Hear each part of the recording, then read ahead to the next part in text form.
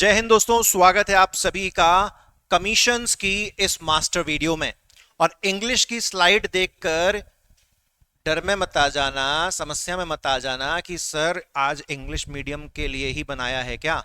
देखो भाई, आज तक YouTube के ऊपर ऑफलाइन में ना मैंने अपने ऐप पर हमेशा बाइलिंगुअल कंटेंट प्रोवाइड किया है, तो आज भी आप समस्या में ना आए। दोस्त, ये टेबल क्या है, काफी बड़ी है, तो मेरे पास हिंदी की भी टेबल है, इंग्लिश की भी टेबल है। इंग्लिश वाली टेबल में जो फॉन्ट का साइज है वो थोड़ा सा ज्यादा बड़ा है, मैंने इसीलिए उसको यहां पर ओपन किया है। और हिंदी वालों के लिए भी मैं बोलता चलूंगा, और टेबल है, मुझे नहीं लगता कि किसी हिंदी मीडियम वाले व्यक्ति को निर्वाचन आयोग, संवैधानिक, 25 जनवरी इसमें हिंदी की कोई आवश्यकता पड़ेगी, सबको समझ में आएगा, तो उसकी आप चिंता बिल्कुल मत करिएगा। अब थोड़ा सा जरा मैं आयोग के बारे में जो है बात कर लेता हूं। पुराने सिलेबस के अनुसार जो आयोग था वो यूनिट नंबर 10 का हिस्सा होता था, और यूनिट नंबर 10 का हिस्सा है तो इसीलिए उससे लगभग 8 से 10 जो है प्रश्न देखने को हमको हर बार मिलते थे। परंतु 2024 में जब से सिलेबस में बदलाव हुआ है, अब हमको जो आयोग है वो पॉलिटी के साथ कंबाइन करके पूछा जाएगा, जिसका तात्पर्य क्या हुआ कि अब की बार मुश्किल से मैक्सिमम टू मैक्सिमम आपको 2 से 3 प्रश्न ही आयोग से देखने को मिलेंगे। हो सकता है कि 3 के ऊपर जाए भी ना, 3 के ऊपर तो किसी हाल में ये नंबर नहीं जाने वाला, 2 क्वेश्चन तो वो कम से कम आपसे जो है पूछेगा आयोग के। तो जब हम 2 क्वेश्चन के लिए दोस्त प्रिपेयर करते हैं ना तो ये जो मैं टेबल प्रिपेयर करता हूं, ये पिछले 3 साल से मैं ऐसी टेबल प्रिपेयर कर रहा हूं कि व्यक्ति को अगर आयोग लास्ट मोमेंट पे रिवाइज करना है तो इस टेबल के माध्यम से आप बहुत ही सरलता से ऑलमोस्ट हर चीज, हर कमीशन के बारे में आप जैसे जैसे आगे बढ़ोगे आपको एक नंबर मजा आने वाला है। और इसी वीडियो में इस कंटेंट को याद करने का पूरा प्रयास आप करिएगा, ठीक है, क्योंकि समय अब कम बचा हुआ है, मात्र 2 दिन का फासला है। तो वीडियो देखिए, लेक्चर को सुनिए, जैसे जैसे बताता जा रहा हूं वैसे वैसे पढ़ते चलिए। और हां, एक चीज पहले बता दूं, 99.99% मैंने प्रयास किया है कि इसमें हर एक चीज अप टू डेट है। 0.1% की गारंटी मैं नहीं ले रहा, मैं केवल 99.99% की गारंटी लूंगा। बिकॉज 0.1% की गारंटी तो भैया सालों से डिटॉल चल रहा है, वो भी नहीं लेता, वो भी कहता है कि 99.99% बैक्टीरिया ही मारता है हमारा डिटॉल। तो इसीलिए मैं अभी 0.1% लेके चल रहा हूं, और आप लोग उस 0.1% को लेके कमेंट में अपना भी परेशानी मत क्रिएट करिएगा कि सर ये है या वो है। पहले सुन लो, आराम से देख लो, समझ लो। ऑलमोस्ट सब अपडेट किया है, और कहां तक अपडेट किया है, 20 जून 2024 तक, जी हां, बिल्कुल आज की डेट तक जो है इसको मैंने 100% अपडेट किया है। तो आप देखेंगे, आपको बहुत मजा आएगा। बिना किसी देरी के दोस्तों करते हैं हम इसको स्टार्ट, ठीक है। तो सबसे पहला जो हमारा आयोग हमको यहां पर देखने को मिल रहा है, हम दोस्तों इसको कहते हैं क्या, हम इसको कहते हैं निर्वाचन आयोग।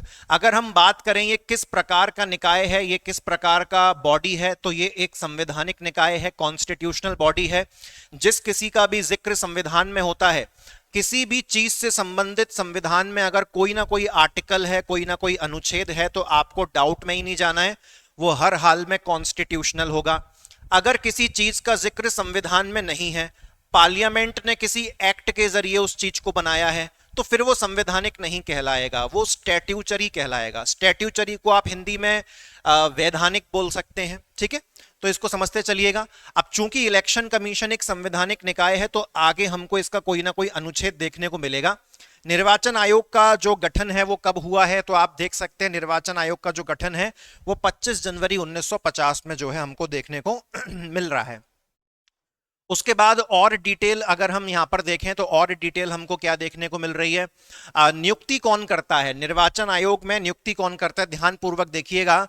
निर्वाचन आयोग में जो नियुक्ति है, जो अपॉइंटमेंट है, वो राष्ट्रपति के द्वारा की जाती है, परंतु जो राष्ट्रपति जी हैं वो सलाह लेते हैं। वो सलाह किससे लेते हैं, वो सलाह लेते हैं प्रधानमंत्री जी से, वो सलाह लेते हैं ऑपोजिशन लीडर इन लोकसभा, यानी कि लोकसभा में जो विपक्ष का नेता होता है।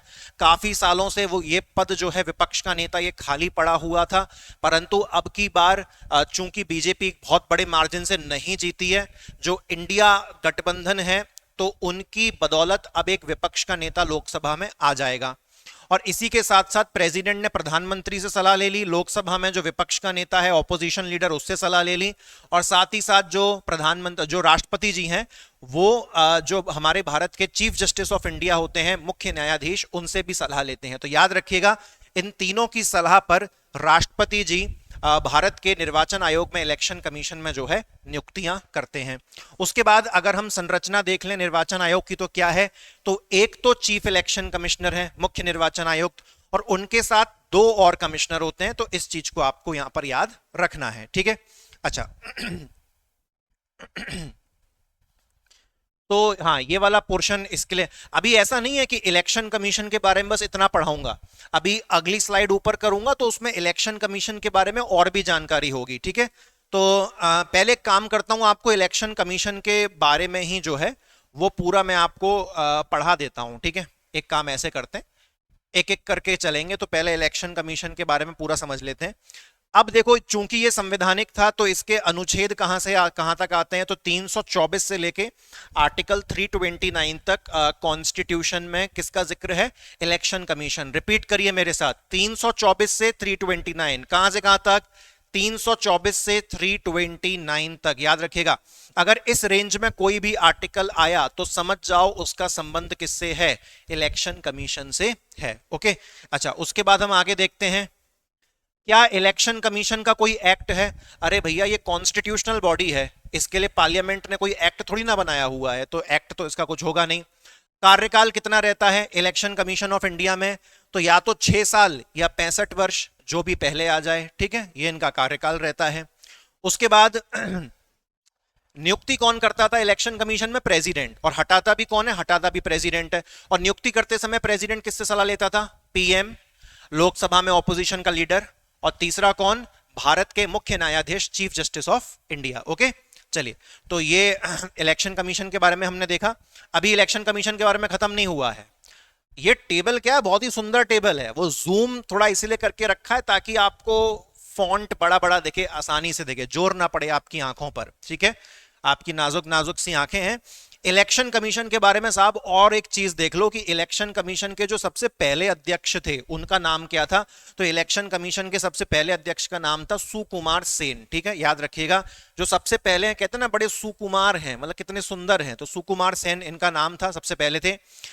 वर्तमान में कौन है, वर्तमान में जो अब देखो, एक चीफ इलेक्शन कमिश्नर होगा और बाकी के दो कौन होंगे, अदर इलेक्शन कमिश्नर। तो जो चीफ इलेक्शन कमिश्नर है उनका नाम तो है राजीव कुमार, और जो अदर इलेक्शन कमिश्नर हैं उनमें से एक का नाम है ज्ञानेश कुमार और एक का नाम है सुखबीर सिंह संधू, ठीक है। जो भी डिब्बे येलो कलर से हाईलाइट हो रहे हैं ना इस टेबल में, मैंने उन डिब्बों को रिसेंटली अपडेट किया है, वो इस बात का सबूत है। पहले मैंने क्या है कि इसमें जो अदर इलेक्शन कमिश्नर्स हैं उनके नाम शामिल नहीं किए हुए थे, ये अपडेट हुए हैं बीते समय में, इसीलिए इनको शामिल कर लिया, ज्ञानेश कुमार और सुखबीर सिंह संधू, ठीक है। अच्छा, उसके बाद निर्वाचन आयोग के मुख्यालय कहां पर है, हेडक्वार्टर, तो वो दिल्ली में है, ठीक है। तो इलेक्शन कमीशन हमारा कंप्लीट हुआ। एक बार अगर हम दोहराने की कोशिश करें तो संवैधानिक निकाय है, नियुक्ति कौन करता है, नियुक्ति प्रेसिडेंट करता है, ठीक है। उसके बाद अनुच्छेद कौन कौन से हैं, 324 से लेकर 329 तक है। कार्यकाल कितना है, 6 साल या 65 वर्ष की उम्र, जो पहले आ जाए। और हटाता कौन है, हटाता भी प्रेसिडेंट है, बैठाता भी प्रेसिडेंट है। सबसे पहले चेयरमैन कौन थे, सुकुमार सेन थे। वर्तमान में कौन है, राजीव कुमार हैं। मुख्यालय कहां पर है, दिल्ली में है।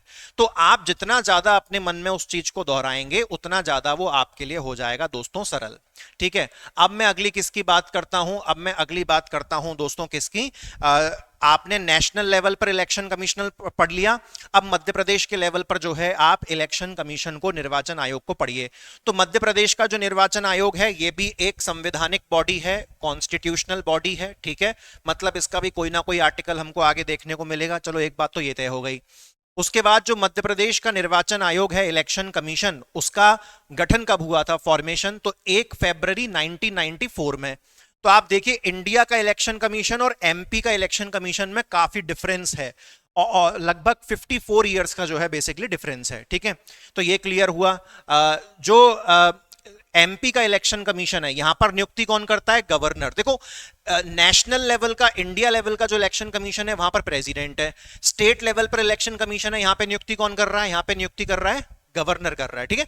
ये हालांकि हमेशा सेम नहीं होता, ऐसा बाय डिफॉल्ट मान के मत चलना कि जो चीज प्रेसिडेंट सेंट्रल लेवल पे कर रहा है वही सेम चीज गवर्नर स्टेट लेवल पे करेगा, ऐसा हमेशा जरूरी नहीं है। लेकिन फिलहाल एमपी का जो इलेक्शन कमीशन है उसमें नियुक्ति करने का हक किसके पास है? गवर्नर के पास है, ठीक है। गवर्नर सलाह वगैरह किससे लेते हैं ये आपको इसमें पढ़ने की जरूरत नहीं है। एमपी का जो इलेक्शन कमीशन है ये इंडिया के इलेक्शन कमीशन की तरह मल्टी मेंबर बॉडी नहीं है कि एक चीफ इलेक्शन और दो अदर इलेक्शन। यहां पर सिंपल क्या है, एमपी के अंदर केवल एक स्टेट इलेक्शन कमिश्नर होता है, एकल सदस्यीय निकाय है, वन मेंबर बॉडी है, याद रखिएगा। अदर वदर कुछ नहीं है इसमें, ओके। सबसे बड़ा बदलाव ये हमको देखने को यहां पर मिलता है। उसके बाद अगर हम एमपी का जो स्टेट इलेक्शन कमीशन है उसके अनुच्छेद देखें तो कौन कौन से हैं? 243 के और 243 जेड ए, इस बार इसके आने की पूरी पूरी संभावनाएं हैं, तो याद रखना 243 के और 243 जेड ए। अब देखो एक बात समझो कि अब चूंकि वेटेज काफी कम हो गया है आयोग का, तो बहुत ज्यादा इसमें डूबने की कोशिश मत करो। कॉस्ट बेनिफिट रेशियो निकालो कि 2 क्वेश्चन के लिए इतना ज्यादा भी समय मत बर्बाद कर दो कि बाकी चीजें आपकी रह जाएं। हम तो कम से कम में पूरा काम अपना करने का यहां पर जो है प्रयास कर रहे हैं। तो 243 के और 243 जेड ए। अब चूंकि ये एक संवैधानिक निकाय है, कॉन्स्टिट्यूशनल बॉडी है, तो इसका कोई एक्ट हमको देखने को मिलेगा नहीं। कार्यकाल कितना होता है? तो देखो भैया, जो भी आप अलग अलग स्टेट के अलग अलग इलेक्शन कमीशन है और सबका अपना अलग अलग कार्यकाल होता है, तो इसलिए वहां पर लिखा है कि इसका कोई एक आंसर नहीं है इंडिया के इलेक्शन कमीशन की तरह, ये हर राज्य में अलग अलग होता है कार्यकाल, ठीक है। तो इसका आप याद रखिएगा। उसके बाद देखो अब रिमूवल देख लो, एमपी के इलेक्शन कमीशन में बिठा कौन रहा है? गवर्नर। हटा कौन रहा है? रिमूव कौन कर रहा है? तो दोस्त वो कर रहा है प्रेसिडेंट। लेकिन परंतु अगर सामने से जो एमपी के इलेक्शन कमिश्नर हैं वो अपना इस्तीफा देना चाहें तो इस्तीफा किसको देंगे? इस्तीफा देंगे गवर्नर को, ठीक है। बिठाएगा गवर्नर और इस्तीफा एक्सेप्ट करेगा गवर्नर, लेकिन हटाने का, नौकरी से हटाने का अधिकार किसके पास है? वो तो केवल राष्ट्रपति के पास है, प्रेसिडेंट के पास, ठीक है। अच्छा, उसके बाद आगे देखते हैं एमपी का जो स्टेट इलेक्शन कमीशन है उसके जो सबसे पहले अध्यक्ष थे वो कौन थे? तो दोस्त उनका नाम था एन बी लोहानी। वर्तमान में कौन है एमपी के इलेक्शन कमीशन के जो कमिश्नर हैं? तो उनका नाम है बसंत प्रताप सिंह। और फिलहाल एक सचिव का भी पद होता है एमपी स्टेट इलेक्शन कमीशन में। तो सचिव कौन है मध्य प्रदेश के निर्वाचन आयोग के? तो उनका नाम है अभिषेक सिंह, ठीक है। कहीं नाम नहीं है तो यही नाम देख के खुश हो लेते हैं, क्या करें, है। तो हेडक्वार्टर कहां पर है? अब सीधी सी बात है, एमपी का है तो हेडक्वार्टर कहां होगा? भोपाल का। केवल एमपी पीएससी का ही हेडक्वार्टर इंदौर में है, बाकी तो सारे आयोग को आपको भोपाल में ही हेडक्वार्टर जो है उसका टिक करना पड़ेगा, ठीक है दोस्तों। चलिए सॉरी, थोड़ा गला साथ नहीं दे रहा, ठंडा पानी पी लिया आज। अब बात करते हैं दोस्तों किसके बारे में? संघ लोक सेवा आयोग यानी कि यूपीएससी के बारे में। तो यूपीएससी कहने की बात ही नहीं है, संवैधानिक निकाय है, कॉन्स्टिट्यूशनल बॉडी है। यूपीएससी का गठन कब हुआ था? तो यूपीएससी का जो गठन है वो दोस्तों वो 1 अक्टूबर 1926 को हुआ था। उसके बाद यूपीएससी में जो नियुक्ति करते हैं वो कौन करते हैं? यूपीएससी में नियुक्ति राष्ट्रपति साहब करते हैं, प्रेसिडेंट साहब करते हैं। यूपीएससी का जो संरचना है वो क्या है? 1 चेयरमैन और अधिकतम 10 सदस्य, ठीक है। इसको याद रखना, सिंपल अगर आपसे ऐसा क्वेश्चन पूछ ले कि यूपीएससी में कितने मेंबर्स हैं, तो 1 चेयरमैन, एक तो आपके अध्यक्ष हो गए, और बाकी सदस्य कितने हैं? तो सदस्य हैं आपके 10। यूपीएससी में और आगे देखते हैं यूपीएससी के बारे में और क्या लिखा हुआ है। अब चूंकि यूपीएससी भी दोस्तों एक संवैधानिक निकाय है तो इसके अनुच्छेद कहां से कहां तक है? 315 से लेके 323। और इंडिया का जो इलेक्शन कमीशन था उसके जरा रिपीट करके बताओ, 324 से लेके 329। और ये यूपीएससी के कहां से कहां तक है? 315 से 323। कार्यकाल कितना है? जैसे हमारे इंडिया में जो इलेक्शन कमीशन है 6 साल या 65 वर्ष की उम्र, जो पहले आ जाए वही सेम यहां पर है। प्रेसिडेंट जो हटाने का अधिकार है, हटाने का अधिकार किसके पास है? हटाने का अधिकार प्रेसिडेंट के पास है, बिठाने का अधिकार भी किसके पास है? प्रेसिडेंट के पास है, ठीक है। अच्छा, उसके बाद और देखें अगर हम यूपीएससी के बारे में, तो यूपीएससी के जो सबसे पहले चेयरमैन थे ये थे रॉस बारकर। ये भारतीय चेयरमैन नहीं थे, याद रखिएगा, रॉस बारकर। वर्तमान में यूपीएससी के चेयरमैन कौन है? तो दोस्तों इनका नाम है मनोज सोनी। और फिर एक एक्स्ट्रा फैक्ट है आपके लिए कि यूपीएससी के सबसे पहले भारतीय चेयरमैन कौन थे, इंडियन चेयरमैन, तो वो थे एच के कृपलानी। और यूपीएससी की सबसे पहली महिला चेयरमैन कौन थी, तो वो थी रॉस मिलान मैथ्यू। ओके, इतना आप याद रख पाएंगे। उसके बाद यूपीएससी के मुख्यालय कहां पर है, दिल्ली में है, यहां पर भी कोई समस्या नहीं है, तो यूपीएससी हमारा यहां पर कंप्लीट होता है। उसके बाद यूपीएससी के बाद हमको यहां पर क्या देखना है, जरा हम एमपीपीएससी की बात कर लें भैया। एमपीपीएससी बिल्कुल यूपीएससी की तरह कॉन्स्टिट्यूशनल बॉडी है, संवैधानिक निकाय है। और दोस्तों यही इस बात की संतुष्टि है कि जैसे पटवारी और बाकी छोटे छोटे लेवल में जितने भी एग्जाम होते हैं ये सब स्टेट गवर्नमेंट के कंट्रोल में आते हैं, और जो भी एग्जाम स्टेट गवर्नमेंट के कंट्रोल में आता है उसमें भयंकर वाला घोटाला होने की संभावनाएं होती हैं। एमपीपीएससी एक संवैधानिक पद है और कोई माइका लाल इसमें कोई घोटाला नहीं कर सकता। ऐसे किसी फालतू व्यक्ति की आप बात मत सुनिएगा कि 10 लाख लेके, 20 लाख लेके, 50 लाख लेके, या चलो एक खोखा 1 करोड़ लेके डिप्टी कलेक्टर बन गए। अगर किसी ने 1 करोड़ लेके डिप्टी कलेक्टर बना दिया वो दुनिया का सबसे बड़ा मूर्ख है, क्योंकि एक डिप्टी कलेक्टर इससे ज्यादा कहीं बहुत छाप लेगा। तो ये सब फालतू की बकवास मत सुना करिए। जिनका नहीं हो पाता, जो वहां तक पहुंच नहीं पाते, वो प्रयास करते हैं कि बाकी भी ना पहुंचे। ठीक है, बाकी आप समझदार हैं, जो आपका फैसला हो वो हम मान लेंगे। तो एमपीपीएससी संवैधानिक है, बिल्कुल सही बात है। एमपीपीएससी का गठन कब हुआ है, 1 नवंबर 1956, और यूपीएससी का कब हुआ था, 1 अक्टूबर 1926। दोनों के लास्ट में 6 और 6 आते हैं, इस बात को याद रखिएगा। ठीक है, अच्छा, एमपीपीएससी में जो नियुक्ति होती है, अपॉइंटमेंट, वो किसके द्वारा होता है, गवर्नर। एमपीपीएससी की जो संरचना है उसमें कौन कौन है, तो एक चेयरमैन है और 7 सदस्य हैं। यूपीएससी में एक चेयरमैन के साथ 7 नहीं थे, 10 सदस्य थे। ओके, इतना क्लियर हो गया। अब चलो आगे देखो एमपीपीएससी के बारे में और देखो। एमपीपीएससी चूंकि संवैधानिक निकाय है तो इसके अनुच्छेद वही सेम है। यूपीएससी और स्टेट पीएससी दोनों के अनुच्छेद होते हैं सेम, 315 से लेके 323, 315 से लेके 323, सबसे बढ़िया चीज। उसके बाद ध्यानपूर्वक देखिएगा, आपने इंडिया का इलेक्शन कमीशन पढ़ा 6 साल 65 साल, आपने यूपीएससी पढ़ा 6 साल 65 साल, आपने एमपीपीएससी पढ़ा, तो एमपीपीएससी में यूपीएससी की तुलना में थोड़ा सा कम कर दो, 6 साल और 62 इयर्स ऑफ एज, बस हो गया काम। उसके बाद हटाने का अधिकार किसके पास है, प्रेसिडेंट। समझ में आ रही है कहानी, बिठाया किसने था, गवर्नर। हटाने का अधिकार किसके पास है एमपीपीएससी में, प्रेसिडेंट के पास है। ठीक है, क्योंकि हटाना एक बहुत बड़ी चीज हो गई, आप संवैधानिक पद से किसी को हटा रहे हो तो बहुत बड़ी बात है, तो यह शक्ति केवल किसके पास दी गई है, केवल प्रेसिडेंट के पास दी गई है। एमपीपीएससी के जो सबसे पहले चेयरमैन थे, नाम क्या था उनका, डीवी रेगे। और वर्तमान में जो एमपीपीएससी के चेयरमैन है उनका नाम क्या है, राजेश लाल मेहरा। और जो एमपीपीएससी के वर्तमान में सचिव हैं उनका नाम क्या है, आईएएस प्रबल सिपाहा। ठीक है, एमपीपीएससी एकमात्र ऐसी आयोग है जिसका मुख्यालय कहां पर है, भोपाल में ना होके इंदौर में है। ठीक है, अच्छा, एमपीपीएससी के अलावा और देखते हैं, और हमारे पास क्या क्या कौन कौन से फर्स्ट पेज में, बेसिकली क्या है ना, मैंने हर आयोग को 3 पेज में डिवाइड किया हुआ है, बिकॉज एक ही पेज में सारी डिटेल लिखना संभव नहीं था। ठीक है, अच्छा, उसके बाद जब आप ये टेबल को मैं ऐसे शॉर्ट कर दूंगा ना, जैसे अगर देखो शॉर्ट करके दिखाऊं आपको, तो ये एकदम मस्त, एकदम फुल पेज पर ऐसे सेट हो जाती है, मजा आता है इसको पढ़ने में। तो अभी मैं थोड़ा सा वापस से इसको जो है जूम कर देता हूं इधर ऐसे। ठीक है, तो अगले हम देखते हैं कौन है, भारत के महालेखा परीक्षक यानी कि CAG, comptroller and auditor general of India, याद रखिएगा इनके बारे में। सीएजी अपने आप में एक संवैधानिक पद है, याद रखना बहुत आसान है, 26 जनवरी 1950। ठीक है, और उसके बाद सीएजी सेंट्रल लेवल पे यार सबसे बड़ा पद है इस देश में, सबसे बड़ा सीए कह लो आप, इस देश में सबसे बड़ा सीए कौन है, वो सीएजी होता है, समझ रहे हो, सबसे बड़ा। उसके बाद सीएजी का अपॉइंटमेंट कौन करता है, प्रेसिडेंट। सीएजी एकल सदस्यीय निकाय है, 1 मेंबर बॉडी, उसमें केवल सीएजी रहते हैं, कोई और तो उसमें होता नहीं है। तो ये था। अब चूंकि सीएजी संवैधानिक पद है तो इनका कोई ना कोई जो है आर्टिकल होगा। तो एक तो इनके आर्टिकल 148 से लेके 151 तक चलते हैं, और इनका एक और एक्स्ट्रा आर्टिकल होता है 279 का, ये आपके लिए एक्स्ट्रा इसमें मैंने डाला है, इसको आप याद रखिएगा। ठीक है, 148 से 151 और एक एक्स्ट्रा कौन सा है, 279। सीएजी का कार्यकाल कितना है, वही इंडिया का election commission, UPSC, CAG same, 6 साल या 65 वर्ष की उम्र, जो पहले आ जाए।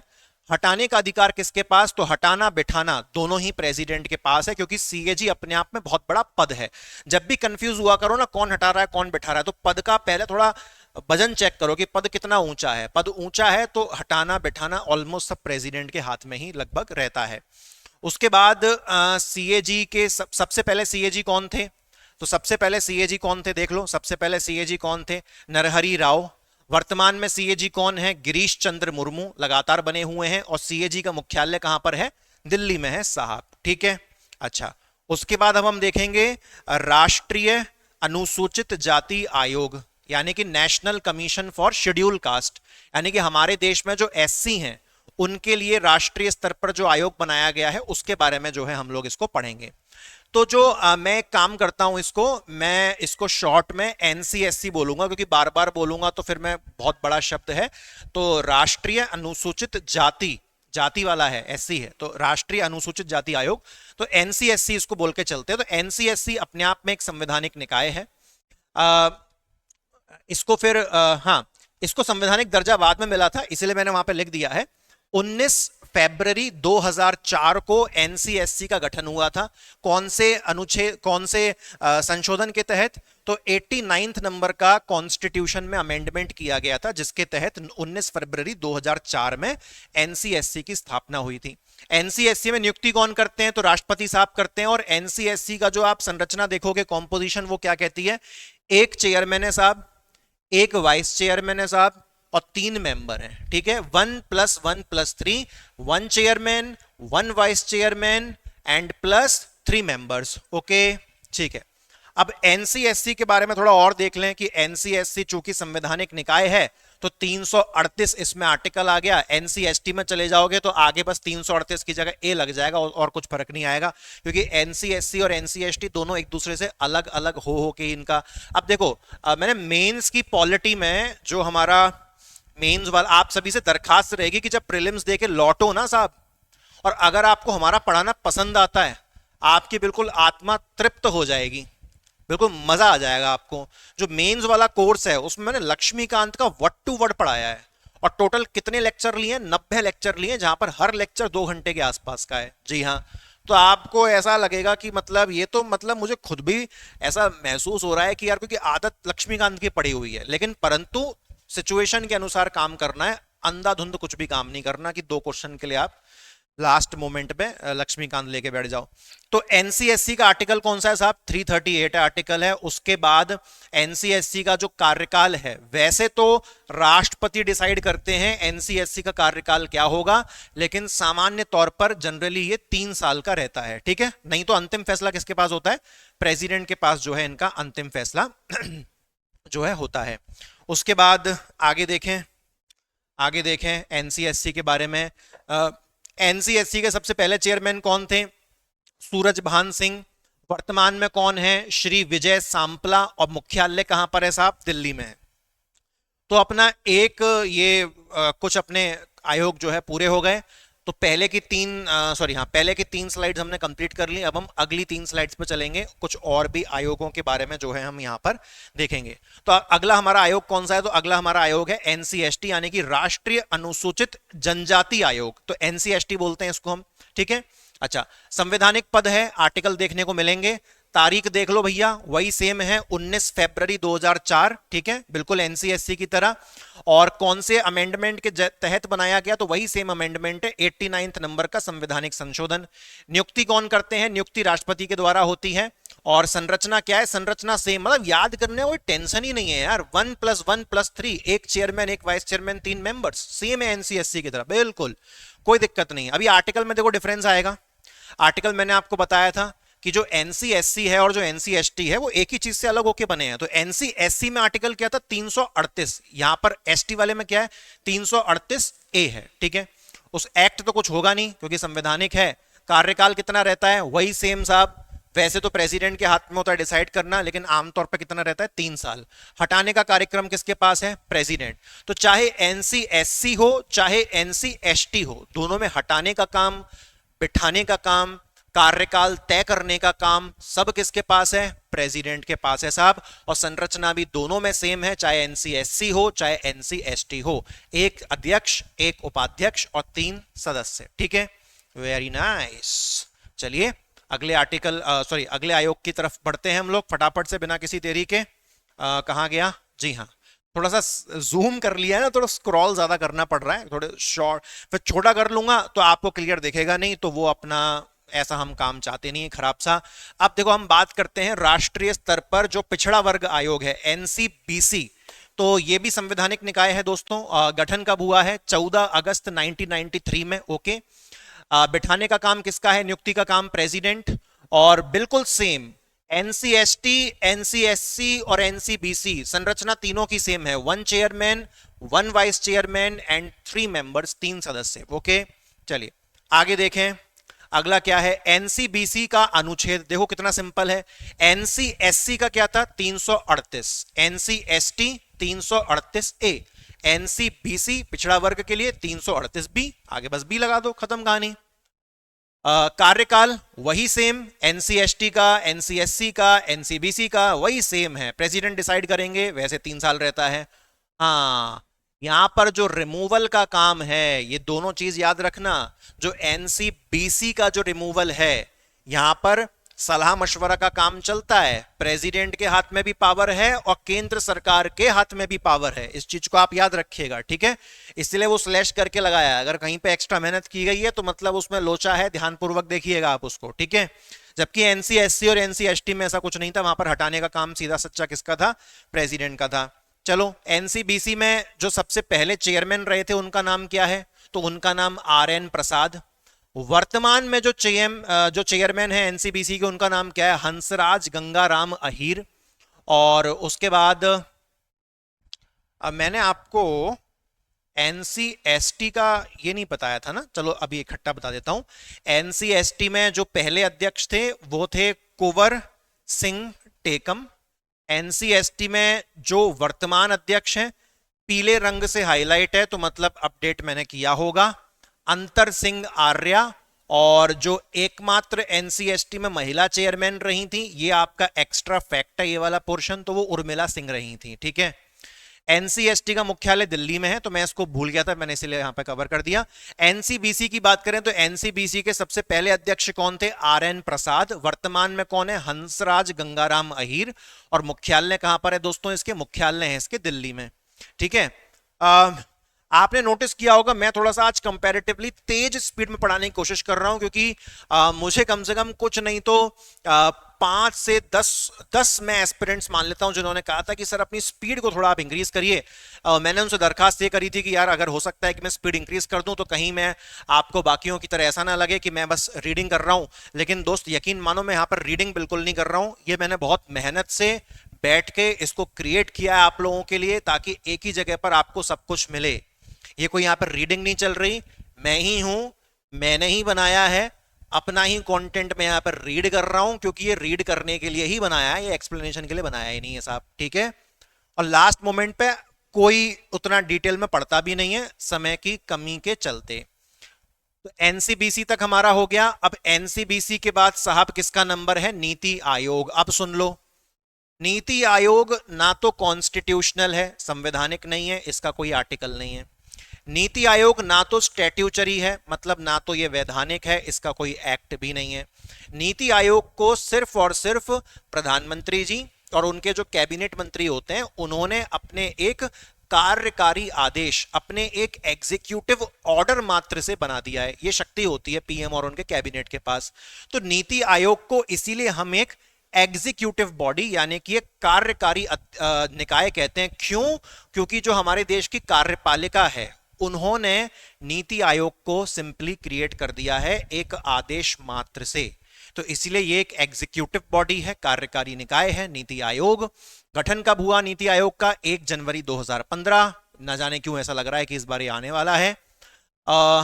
जी हाँ, नीति आयोग में जो नियुक्ति है, अब देखो नीति आयोग को जिसने बनाया है वही उसमें नियुक्ति करता है, प्रधानमंत्री और कैबिनेट ने मिलकर बनाया है, तो एग्जीक्यूटिव के द्वारा बनाया गया है और एग्जीक्यूटिव के द्वारा ही, कार्यपालिका के द्वारा ही इसमें नियुक्ति होती है, तो नियुक्ति में एग्जीक्यूटिव।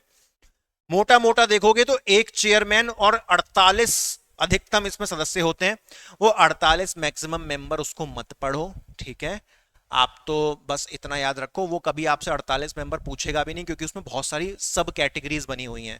नीति आयोग इतना प्यारा चैप्टर है ना, लेकिन जब हम लक्ष्मीकांत से पढ़ते हैं ना, मां कसम, आपने वो मेंस वाला हमसे नीति आयोग का लेक्चर पढ़ लिया ना, आप दीवाने हो जाएंगे साहब, सही बता रहे हैं। क्योंकि हम खुद ही अपने दीवाने हो गए थे, इतना अच्छा, सच में कभी कभी हम लोग पढ़ाते हैं ना, हमको लगता है कि यार कुछ ज्यादा ही अच्छा पढ़ा दिया। तो लिटरली बहुत एंजॉयमेंट वाला चैप्टर है। हालांकि आप वो 48 मैक्सिमम मेंबर मत याद रखो उसमें, ठीक है, वहां से क्वेश्चन बनेगा भी नहीं। उसके बाद देखो हिसाब, नीति आयोग, नीति आयोग का ना तो कोई आर्टिकल मिलने वाला है ना कोई एक्ट मिलने वाला है, तो आर्टिकल का डिब्बा भी खाली, एक्ट का डिब्बा भी खाली, एग्जीक्यूटिव बॉडी है। कार्यकाल कितना है इसका, कोई इसका फिक्स कार्यकाल भी नहीं है, एग्जीक्यूटिव जो चाहे वो करती है इसमें। उसके बाद हटाने वटाने का भी कोई इसका सीन नहीं है, ये पावर भी बेसिकली एग्जीक्यूटिव के पास ही होती है, ठीक है। यहाँ पे सारा काम कार्यपालिका के पास है, इससे जुड़ी हुई, मतलब एक तरीके का अनौपचारिक टाइप की चीज समझ लो, इसका कोई अस्तित्व ही नहीं है, और जबकि सारा काम ये संभालता भी है, ठीक है। तो ये आपका नीति आयोग के बारे में था। नीति आयोग के बारे में अभी खत्म नहीं हुआ है। नीति आयोग की शुरुआत ही चूंकि नरेंद्र मोदी से हुई, कहते हैं कि हमारे भारत में जो प्रधानमंत्री होते हैं वो ऑटोमेटिकली एक्स ऑफिसियो पदेन अध्यक्ष बन जाते हैं, किसके, नीति आयोग के। तो नीति आयोग में हमेशा जो आपको चेयरमैन मिलेंगे वो हमेशा पीएम ही होते हैं, ठीक है। अच्छा, नीति आयोग के सबसे पहले चेयरमैन कौन रहे थे, अरविंद पनगड़िया। और जो सबसे पहले सीईओ रहे थे नीति आयोग के, तो वो थे सिंधु श्री खुल्लर, ठीक है। तो इस चीज को याद रखिएगा। और नीति आयोग में क्या है, नीति आयोग का वर्तमान का स्टेटस समझो। नीति आयोग में वर्तमान में नरेंद्र मोदी एज यूजुअल बरकरार, सुमन बेरी ये प्रेजेंट वाइस चेयरमैन, और बीवीआर सुब्रमण्यम, और ये वर्तमान में जो है सीईओ चीफ एग्जीक्यूटिव ऑफिसर हैं, ओके। नीति आयोग का मुख्यालय दिल्ली एज यूजुअल, कोई डाउट नहीं उसमें। तो नीति आयोग हमारा पूरा कंप्लीट हुआ। नीति आयोग के बाद अब अगला नंबर किसका है साहब, नीति आयोग के बाद अब अगला नंबर है किसका, अब अगला नंबर है एनएचआरसी। इसमें खास तौर पे जो संरचना है, कॉम्पोजिशन, उस पर ध्यान देना, बहुत कंफ्यूजन उसमें क्रिएट हो जाता है। तो जो एनएचआरसी था उसमें रिसेंटली सबसे लेटेस्ट वाला अमेंडमेंट कब आया था, 2019 में। एक याद रखने की चीज ये है, एनएचआरसी को दोस्त संविधान में इसका जिक्र नहीं है, इसको एक एक्ट के माध्यम से क्रिएट किया गया है, तो इसीलिए इसके आगे क्या लिखा हुआ है, वैधानिक, यानी कि स्टैट्यूचरी। गठन कब हुआ है, 12 अक्टूबर 1993। नियुक्ति किसके द्वारा होती है, तो प्रेसिडेंट साहब। अब वजन देखो यार, एनएचआरसी नेशनल लेवल का मानव अधिकार आयोग, हल्के में ले रहे हो क्या, नियुक्ति कौन करेगा, प्रेसिडेंट करेगा, ठीक है। संरचना ध्यान से देख लो, बाद में परेशान मत होना। एक चेयरमैन है, 5 मेंबर हैं, और 7 पदेन सदस्य हैं, 7 एक्स ऑफिसियो मेंबर्स। इतना क्लियर हुआ। अब ये जो आप 5 मेंबर देख रहे हो, इन 5 मेंबर में से 3 मेंबर ऐसे होते हैं जो नॉलेज की अलग अलग फील्ड से आते हैं, और उन 3 में से एक महिला होना कंपलसरी है। अब आप समझे, तो 1 चेयरमैन, 5 मेंबर और 7 पदेन सदस्य, एक्स ऑफिसियो मेंबर। और जो एक महिला है वो कहां से आएगी, वो 5 मेंबर में से आएगी। और उन 5 मेंबर के अंदर भी जो 3 अलग अलग नॉलेज की फील्ड से आते हैं, उसमें से एक महिला होगी, ठीक है। तो ये थोड़ा सा बारीक वाली चीज थी, इसको आप याद रखिएगा। और हम देखते हैं एनएचआरसी के बारे में, मजा आ रहा है। तो एनएचआरसी संवैधानिक तो है ही नहीं, तो आर्टिकल का डिब्बा खाली है। एक्ट के जरिए बनाया गया था, तो मानव अधिकार आयोग 1993 का जो है इसका एक्ट था। कार्यकाल कितना होता है, 3 साल या 70 साल की उम्र, जो भी पहले आ जाए। ये संशोधन के बाद अपडेट हुई थी, 3 साल या 70 साल की उम्र। और हटाने का काम किसका है, बैठाना और हटाना दोनों ही राष्ट्रपति के हाथ में है। एनएचआरसी के सबसे पहले चेयरमैन की कहानी अगर हम उठाएं, तो दोस्तों जो एनएचआरसी के सबसे पहले अध्यक्ष थे उनका नाम था रंगनाथ मिश्रा। वर्तमान में एनएचआरसी के जो अध्यक्ष हैं उनका नाम है अरुण कुमार मिश्रा। और मुख्यालय तो एज यूजुअल दिल्ली याद आपको रखना है, ठीक है। नेशनल लेवल पर कोई भी चीज है, आपको उसका जो मुख्यालय है वो किसी भी हालत और सूरत में आपको दिल्ली ही याद रखना है, ठीक है। एनएचआरसी अपना कंप्लीट हुआ। अब आ जाओ मध्य प्रदेश का जो मानव अधिकार आयोग है, इस पर आ जाते हैं साहब, ठीक है। अब भैया मध्य प्रदेश का मानव अधिकार आयोग, अब जब राष्ट्रीय स्तर का मानव अधिकार आयोग वो संवैधानिक नहीं है, तो ये भैया कहां से संवैधानिक हो जाएंगे जी, किस खेत की मूली है। तो मध्य प्रदेश का जो मानव अधिकार आयोग है ये भी वैधानिक है, स्टैट्यूटरी है, मतलब इसका कोई आर्टिकल हमको देखने को नहीं मिलने वाला, ये भी किसी ना किसी एक्ट के जरिए ही बनाया गया है। गठन कब हुआ है? 13 सितंबर 1995, यानी कि नेशनल लेवल का जो ह्यूमन राइट है उसके 2 साल बाद इसका गठन हुआ है, 13 सितंबर 1995। ठीक है। अब जो मध्य प्रदेश का जो मानव अधिकार आयोग है उसमें नियुक्ति कौन करता है? गवर्नर, क्योंकि ये स्टेट लेवल की चीज है।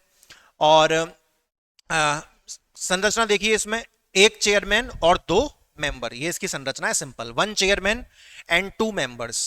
उसके बाद मध्य प्रदेश का जो मानव अधिकार आयोग है, तो देखिए एक्ट तो वही सेम है, जो राष्ट्रीय स्तर का मानव अधिकार सुरक्षा अधिनियम था 1993 का, उसी के तहत एनएचआरसी बनाया गया है और उसी के तहत मध्य प्रदेश का मानव अधिकार आयोग भी बनाया गया है। आर्टिकल का डिब्बा खाली है क्योंकि ये संवैधानिक नहीं है।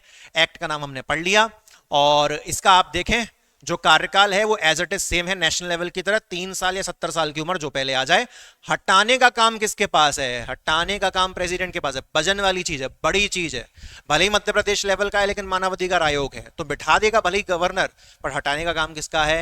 राष्ट्रपति का। ठीक है, प्रेसिडेंट। उसके बाद मध्य प्रदेश का जो दोस्तों मानव अधिकार आयोग है, तो मध्य प्रदेश का मानव अधिकार आयोग के जो सबसे पहले अध्यक्ष थे उनका नाम क्या था? खलील उल्लाह खान, ये सबसे पहले अध्यक्ष थे मध्य प्रदेश मानव अधिकार आयोग के। वर्तमान में कौन है? श्री मनोहर ममतानी, ये वर्तमान में, जी हां, मध्य प्रदेश का मानव अधिकार आयोग में वर्तमान में अध्यक्ष श्री मनोहर ममतानी। और मुख्यालय कहां पर है? तो मुख्यालय है साहब कहां पर? भोपाल में। ठीक है, याद रख पाएंगे, वेरी गुड। उसके बाद दोस्तों अब हमारा एक और यहां पर आयोग बचा है, उसके बाद ये 3 स्लाइड भी हमारी खत्म हो जाएंगी। अब कौन सा आयोग बचा है हमारे पास? केंद्रीय सतर्कता आयोग, सीवीसी, नजर रखना, निगरानी रखना, विजिलेंस करना, ये किसका काम होता है? विजिलेंस कमीशन, सतर्कता आयोग। तो केंद्रीय सतर्कता आयोग, सेंट्रल विजिलेंस कमीशन, सीवीसी। संविधान में कोई आर्टिकल नहीं है, इसीलिए ये एक एक्ट के माध्यम से इनको क्रिएट किया गया है, स्टैट्यूटरी है, वैधानिक निकाय है। गठन कब हुआ है? तो गठन हुआ है 11 फरवरी 1964 में। और अपॉइंटमेंट कौन करता है? प्रेसिडेंट करता है। भैया सेंट्रल लेवल की चीज की बात हो रही है, सीवीसी, सेंट्रल शब्द है उसमें, तो प्रेसिडेंट साहब करेंगे नियुक्ति। और आप देखें एक चेयरमैन और 2 मेंबर।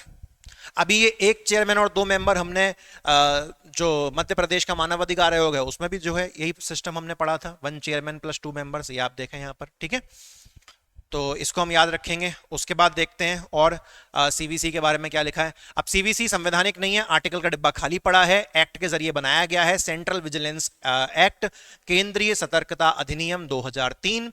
आप ये देख लीजिए, टेन्योर इनका थोड़ा सा खास है ना, 4 साल या 65 साल की उम्र, जो पहले आ जाए। बैठाने का काम राष्ट्रपति का, हटाने का काम भी दोस्तों राष्ट्रपति का। सीवीसी के जो सबसे पहले चेयरमैन थे उनका नाम जरा देखो। सीवीसी के सबसे पहले चेयरमैन का नाम था एनएस राव।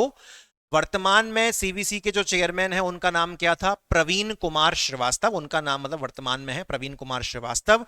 और जो अन्य सूचना कह रहा हूं, जो अन्य सतर्कता आयुक्त हैं, अदर विजिलेंस कमिश्नर्स जो हैं, क्योंकि संरचना क्या थी? 1+2, ठीक है, 1 चेयरमैन प्लस अदर जो 2 मेंबर हैं। तो जो मुख्य वाले हैं वो तो प्रवीण कुमार श्रीवास्तव हैं, और जो अन्य वाले हैं वो एक हैं अरविंद कुमार और दूसरे हैं एएस राजीव। अब ये मैंने यूं येलो डब्बे में डाला है क्योंकि जो एएस राजीव हैं ये मार्च 2024 के आसपास ही इनका आगमन हुआ है, इसलिए जरूरी है ये अपडेट किया गया है यहाँ पर। मुख्यालय सिंपल सी बात, सेंट्रल लेवल की चीज है तो दिल्ली के अंदर ही मुख्यालय है।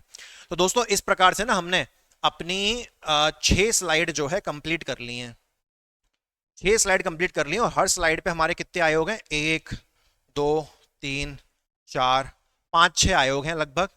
तो बढ़िया अपना काम जो है हो गया है। अब आगे देखते हैं दोस्तों, अगला कौन सा है? अगला हमारा आयोग है नेशनल कमीशन फॉर, याद रखने की कोशिश करनी है, याद रखो साहब, मजा आएगा। और ये जो लेक्चर है ना, आप पीडीएफ की मांग करो, उससे पहले मैं आपको बताता हूं लेक्चर मतलब लेक्चर जब भी अपलोड होगा, आज 20 तारीख को ही अपलोड होगा, 24 घंटे बाद उसकी पीडीएफ टेलीग्राम पर उपलब्ध हो जाएगी। तो जब आप पेपर देने जाओगे उससे 2 दिन पहले ही आपको पीडीएफ टेलीग्राम ग्रुप पे मिल जाएगी। नीचे टेलीग्राम ग्रुप की लिंक हमेशा रहती है, वहां से ज्वाइन कर लो। जो भी उसमें नोट्स हैं, फ्री में हम जो नोट्स प्रोवाइड करते हैं अपने यूट्यूब सेशंस में, उनको आप जो है यूज कर सकते हैं। लास्ट 6 महीने की जो करंट अफेयर है उसके एकदम कड़क नोट्स भी एमसीक्यू टेलीग्राम ग्रुप पे उपलब्ध है, तो पूरा जाके उसको लूट लो।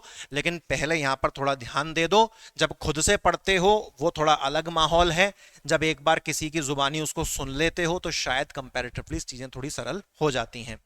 उसके बाद नेशनल कमीशन फॉर विमेन, राष्ट्रीय महिला आयोग, ठीक है, बहुत इंपॉर्टेंट आयोग है राष्ट्रीय महिला आयोग, वेरी इंपॉर्टेंट, महिलाओं संबंधित सारी समस्याओं के लिए। निकाय कौन सा है, तो स्टैट्यूचरी निकाय है, वैधानिक निकाय है, मतलब इसका अब हमको कोई भी कॉन्स्टिट्यूशनल बॉडी देखने को मिलनी नहीं वाली, सारे वैधानिक निकाय हैं, सबको किसी ना किसी एक्ट के तहत बनाया गया है। राष्ट्रीय महिला आयोग का गठन कब हुआ है, तो 31 जनवरी 1992 में गठन हुआ है। नियुक्ति, नियुक्ति सेंट्रल गवर्नमेंट के द्वारा नियुक्ति होती है साहब। राष्ट्रीय महिला आयोग में प्रेसिडेंट नहीं टिक करना है, ठीक है, ऐसे कह लीजिए आप, ट्रिक ट्रिक बना लो। प्रेसिडेंट साहब जी, प्रेसिडेंट साहब जी को चलो मान के अभी चलो कोई आप पुरुष इमेजिन कर लीजिए, है ना, तो आप ये कह लो कि जो राष्ट्रपति साहब हैं वो महिलाओं से दूरी बना के रखें फिलहाल, ऐसा आप इमेजिन कर लो, कुछ भी यार, अपने ट्रिक के लिए कुछ भी तो करो। तो दूरी बनाए रखे हैं, तो राष्ट्रीय महिला आयोग में राष्ट्रपति साहब तो नहीं आने वाले, ठीक है, तो केंद्र सरकार को काम करना पड़ेगा, ठीक है, कर देंगे साहब। राष्ट्रीय महिला आयोग में संरचना देखिए आप, एक चेयरमैन मिलेंगे, 5 मेंबर मिलेंगे और एक सचिव मिलेंगे, तो 1 + 5 + 1, repeat after me, 1 chairman, 5 members and 1 secretary, 1 + 5 + 1, very nice. चलिए अगली स्लाइड पे चलते हैं, अगली स्लाइड देखेंगे, नेशनल कमीशन फॉर विमेन, वही सेम राष्ट्रीय महिला आयोग, संवैधानिक है नहीं, आर्टिकल का डिब्बा खाली है, एक्ट पढ़ने को हमको जरूर मिलेगा। नेशनल कमीशन एक्ट 1990, राष्ट्रीय महिला आयोग अधिनियम 1990। मुझे मानव अधिकार आयोग का एक्ट का साल बताओ, राष्ट्रीय मानव अधिकार संरक्षण अधिनियम कौन सा था, 1993 का एक्ट था, वेरी नाइस, अगर आपने जवाब दिया बहुत बढ़िया। और महिलाओं के लिए जो महिला आयोग है उसका जो एक्ट है कौन सा है, वो 1990 वाला है।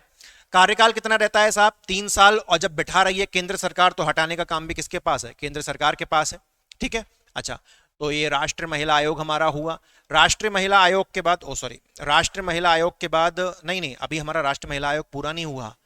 राष्ट्रीय महिला आयोग में प्रथम कौन है ये भी तो चेक करना पड़ेगा ना। तो राष्ट्रीय महिला आयोग में प्रथम अध्यक्ष जयंती पटनायक, ठीक है, ये पहली अध्यक्ष थी। अब महिलाओं का आयोग है तो यहाँ पर पहली महिला अध्यक्ष तो बोलना मत, महिलाओं का आयोग है तो महिलाएं आपको उसमें दिखेंगी। तो राष्ट्रीय महिला आयोग में जो पहली अध्यक्ष थी वो जयंती पटनायक थी। वर्तमान में जो अध्यक्ष हैं उनका नाम है रेखा शर्मा, और मुख्यालय एज यूजुअल कहाँ पर है, दिल्ली में है। अब हम देखेंगे मध्य प्रदेश का जो महिला आयोग है, अब हम दोस्तों उसके बारे में पढ़ेंगे। इसलिए यहाँ पर क्या लिखा हुआ है, स्टेट कमीशन फॉर विमेन, जहां कहीं भी स्टेट शब्द लिखा है वहां पर ऑटोमेटिकली मध्य प्रदेश को इमेजिन कर लो। तो मध्य प्रदेश का महिला आयोग संवैधानिक है नहीं, वैधानिक है, स्टैट्यूचरी है, तो आगे एक्ट देखने को मिलेगा। गठन कब हुआ है, 23 मार्च 1998। अब देखिए, जैसे सेंट्रल लेवल पर राष्ट्रपति साहब महिलाओं से दूर रहते हैं, ऐसे ही राज्य स्तर पर गवर्नर साहब महिलाओं से दूर रहते हैं। सेंट्रल लेवल पे काम सेंट्रल गवर्नमेंट को करना पड़ रहा है और स्टेट लेवल पे काम स्टेट गवर्नमेंट को करना पड़ेगा। तो नियुक्ति कौन कर रहा है, स्टेट गवर्नमेंट कर रही है। संरचना बिल्कुल सेम है, इसलिए याद रखने में आपको कोई दिक्कत नहीं आने वाली साहब। नेशनल लेवल का महिला आयोग है चाहे एमपी का महिला आयोग है, दोनों की संरचना सेम है। रिपीट करेंगे एक साथ, एक चेयरमैन, 5 मेंबर और एक सचिव, ठीक है, याद हो पाएगा। जी हाँ, दोनों का सेम है। राष्ट्रीय महिला आयोग और मध्य प्रदेश महिला आयोग दोनों का सेम है। मध्य प्रदेश महिला आयोग में आर्टिकल का डिब्बा खाली है, वैधानिक निकाय है। एक्ट आप जरूर देखें, दोनों का एक्ट में डिफरेंस है। जैसे राष्ट्रीय मानवाधिकार आयोग था और एमपी का मानवाधिकार आयोग था, दोनों का एक्ट 1993 वाला सेम था। यहां गड़बड़ी नहीं करनी है, दो जगह की महिलाएं कभी एक दूसरे से उनके विचार मिल ही नहीं सकते साहब। तो नेशनल लेवल की महिलाएं, स्टेट लेवल की महिलाएं, दोनों के विचार मिलेंगे ही नहीं, दोनों के एक्ट अलग हैं। ऊपर जो राष्ट्रीय महिला आयोग का जो एक्ट था वो 1990 है, और स्टेट लेवल पे एमपी लेवल पर जो महिला आयोग का एक्ट है वो 1995 का है। कार्यकाल, हाँ, कार्यकाल दोनों महिलाओं को बराबर चाहिए साहब, दोनों बराबर रहना चाहती हैं, दोनों, कोई एक ज्यादा कोई एक कम नहीं, यहां बराबर ही चाहिए साहब। बहुत बढ़िया शाबाश। तो पार्टी में आए हैं तो साड़ी अलग अलग पहन के आएंगे, लेकिन पार्टी में रहेंगे एक बराबर, कोई भी पहले आगे पीछे ना चला जाए, कुछ बात मिस ना हो जाए। तो रिमूवल, रिमूवल बिठाने का काम स्टेट गवर्नमेंट का, तो हटाने का काम भी किसका? स्टेट गवर्नमेंट का। साहब ट्रिक्स बनाएंगे, डेवलप करेंगे, दिमाग में कोऑर्डिनेशन रखेंगे। टीचरों से ट्रिक मत मांगा करो, टीचर पेपर लिख के नहीं आएगा, ट्रिक आपकी है। आपने ऐसा कोई विद्यार्थी देखा है? 2 लाख लोग एमपीपीएससी देते हैं, 1000 में से एक सेलेक्ट होता है, मात्र 100-200 सीटें होती हैं। कभी क्या 1000 में से एक व्यक्ति, मतलब 999 मायूस लौटेंगे, तो क्या वो एक व्यक्ति जो सेलेक्ट होता है, क्या उसको कभी ऐसा देखा है वो कंप्लीटली टीचर पर निर्भर है, अपनी तरफ से उसने कोई योगदान दिया ही नहीं?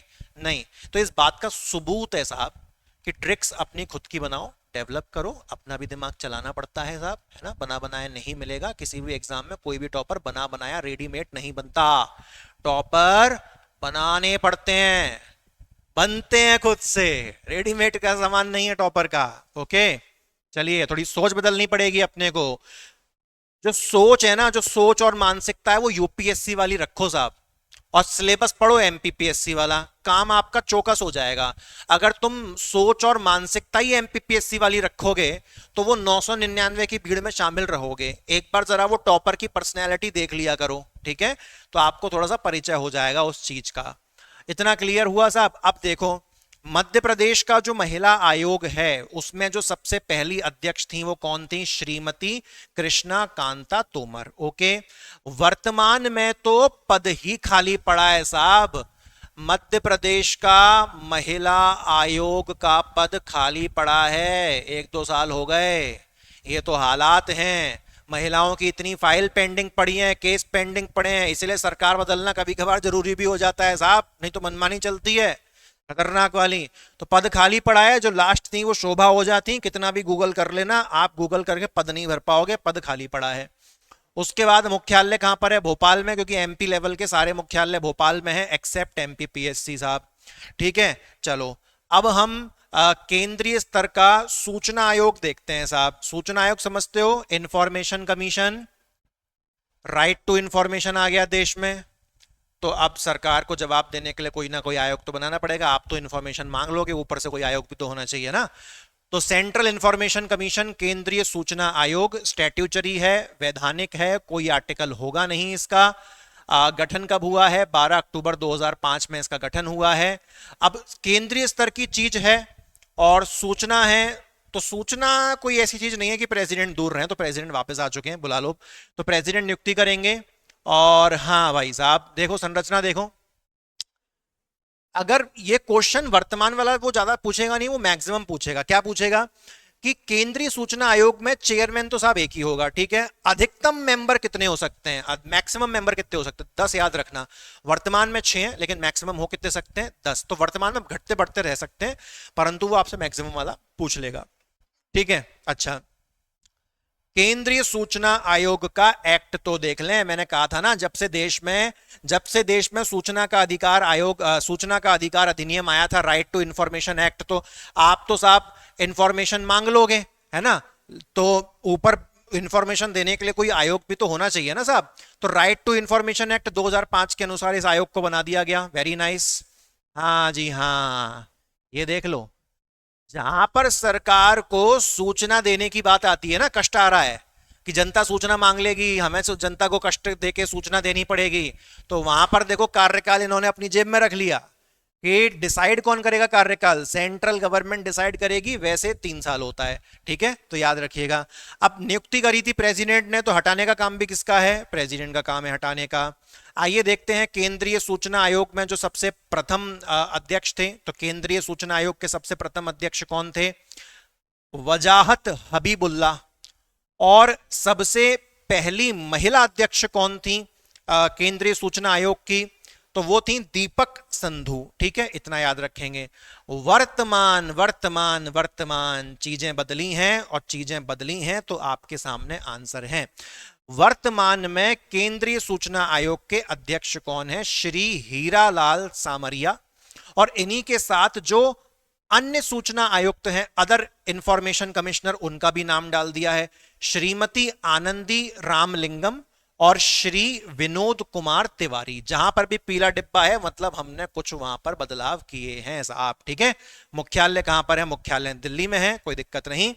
अब आपने मैंने जो कमीशंस अरेंज करे हैं, अगर आपने नोटिस किया हो तो यूपीएससी के बाद एमपीपीएससी, एनएचआरसी के बाद एमपी का human right commission, national level का महिला आयोग के बाद एमपी का महिला आयोग। अब जैसे कि आपने केंद्रीय स्तर का सूचना आयोग पढ़ लिया, अब मैं आपको एमपी लेवल का सूचना आयोग पढ़ाऊंगा।